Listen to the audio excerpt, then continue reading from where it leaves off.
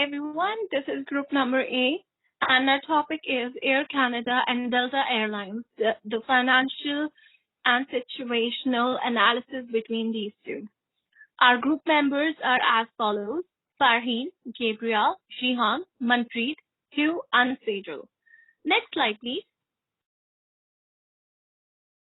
So let's start with the introduction. First of all, Air Canada.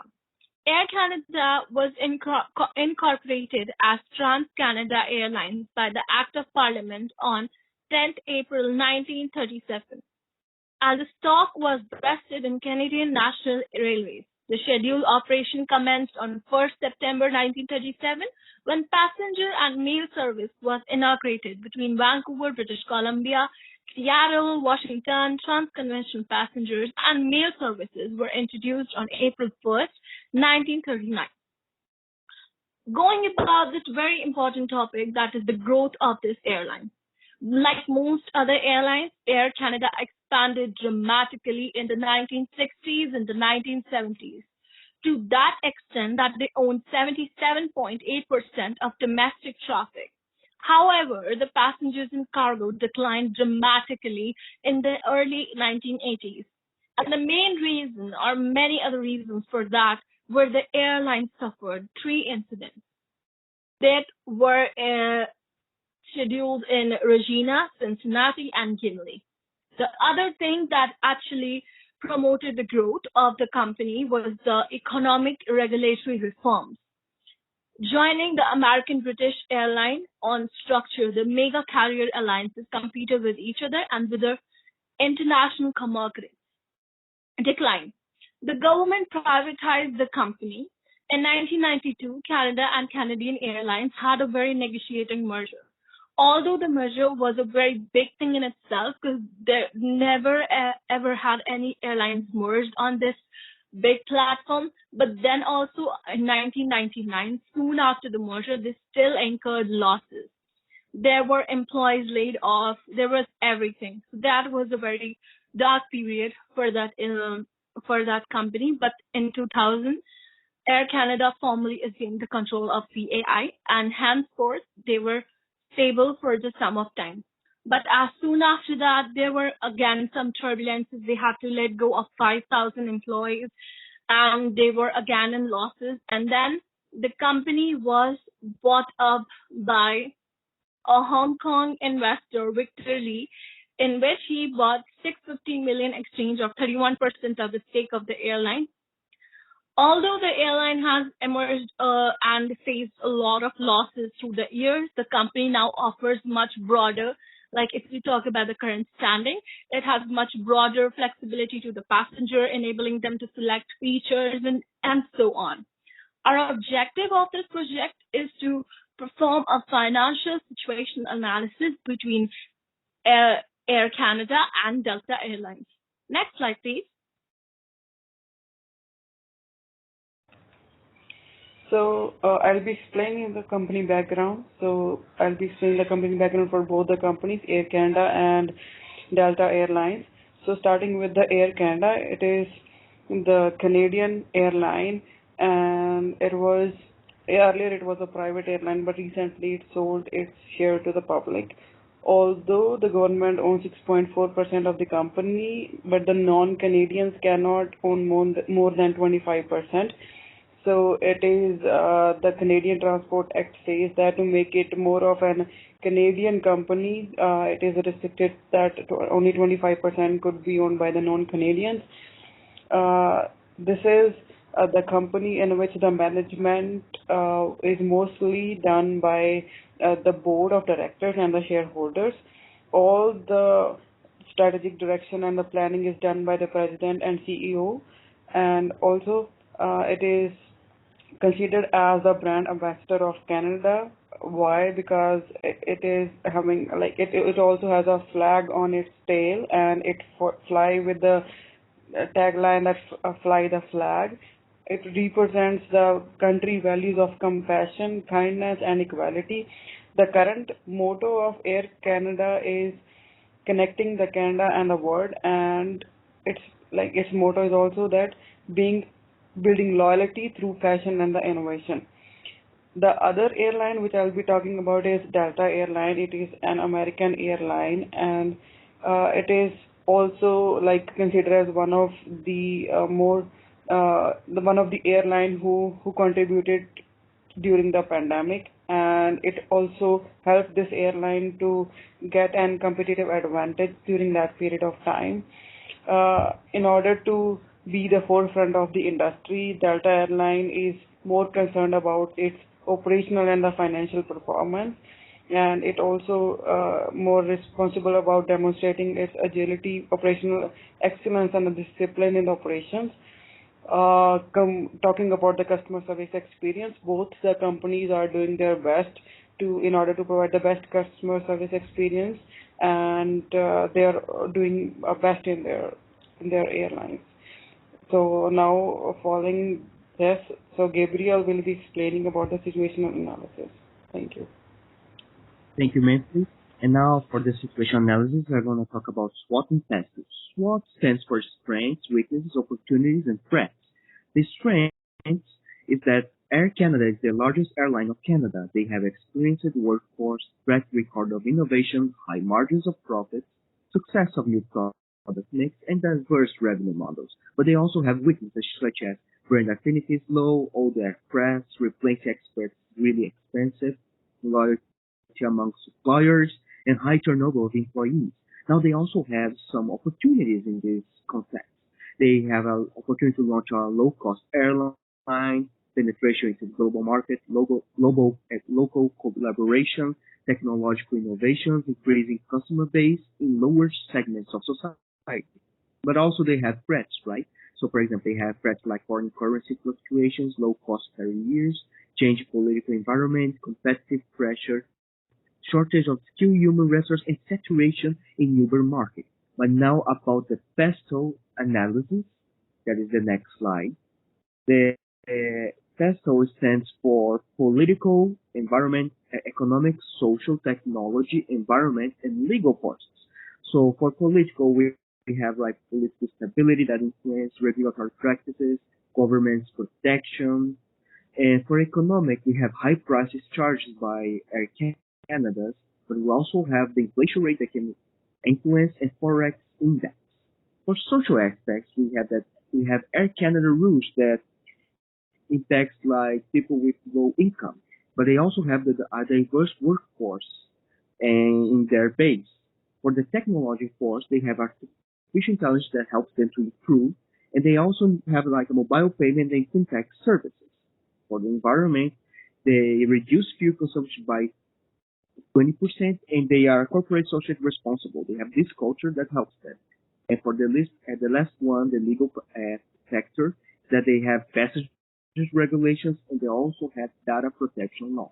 Now for the next one, the next analysis is our Quarters 5 course that Farheen will present. Hello everybody. So quarters 5 forces.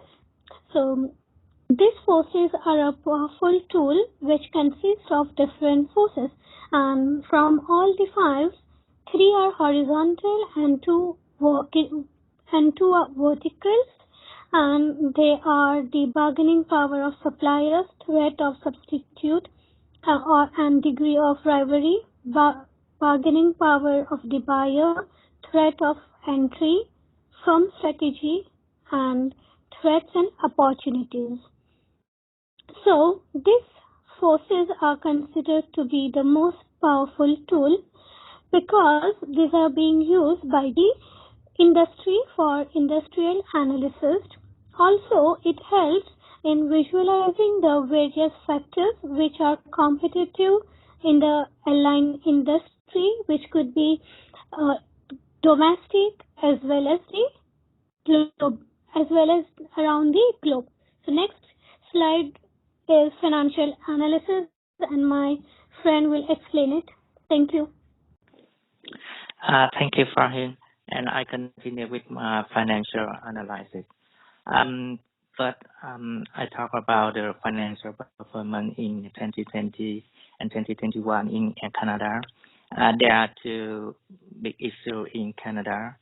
The first is that the long-term debt increased significantly in 2021. And second is that the shareholder equity decreased dramatically in 2021 because the effect of COVID-19 pandemic. Next slide, please. And the second part, we compare the financial information between Air Canada and Delta Airlines. There are two significant differences between Air Canada and Delta Airlines. The first is that the long-term debt in Delta Airlines is decreased, while its increase considerably in Air Canada. And the second difference is that in 2021, Delta Airlines has a profit, while the Air Canada has a big loss in the financial information. Next slide, please. And now we talk about the ratio analysis in Air Canada. Because of the loss in 2 years, 2020 and 2021, so the debt and the return on equity increased dramatically. However, the liquidity ratio increased. It proved that there was an improvement in ability to cover the short-term liability. Next slide, please. And when we compare the financial ratio between Air Canada and Delta Airlines, we realize that there are a big difference in profitability ratio between Delta and Air Canada because one had a profit and one had a loss in 2021.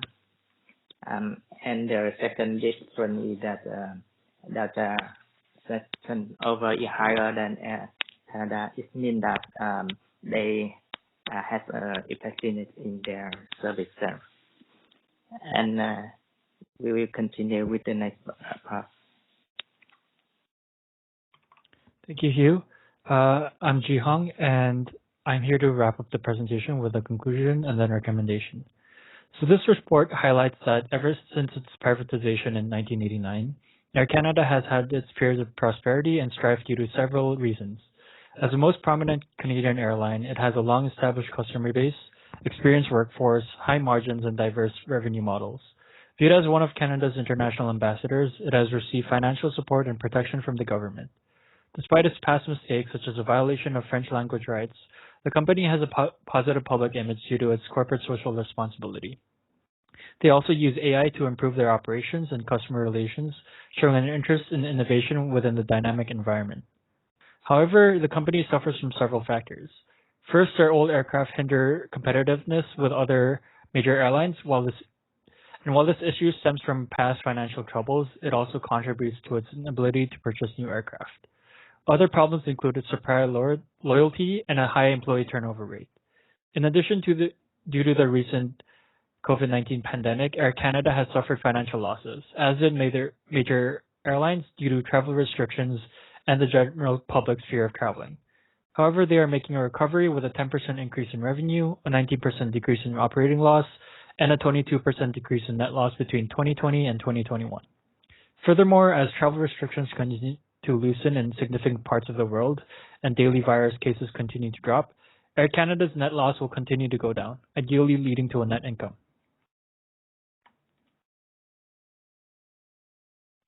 Now, moving on to recommendations. Considering Air Canada's strength, it is highly recommended to take full advantage of them to seize multiple available opportunities. With its governmental support, despite subsequent periods of losses, it should soon establish a lower-cost airline and purchase newer aircraft. As the pandemic subsides, a higher volume of people will be traveling more frequently, as they have been aching to travel abroad to see sites, friends, and family. This influx of potential customers is also an excellent opportunity to penetrate the global market and an excellent chance to make returns on new aircraft purchases. Combined with their technological innovation, this will increase their competitiveness in the industry. It is also highly recommended to develop a better human resource model to fix their high turnover rate and shortage of skilled employees. As demand will continue to increase as the pandemic subsides, Air Canada must seize these opportunities as quickly as possible. However, enforcing these plans and changes will be a challenge due to the recent net losses. It is a priority to first secure loans or debts to enact the recommendations above. If the 2022 and 2023 financial forecasts look good, given the trend, it will make it easier to find funding. The ratio findings also prove that the company's liquidity is good, which means potential investors or creditors should be more confident in the company. The shareholder equity balance in 2021 also shows that it can be further increased. Given that the percentage of expenses 147.6% of total revenue, if they do not think their revenue will increase in 2022, they will have to cut back on expenses as much as possible. Now this wraps up our presentation, and thank you everyone for listening.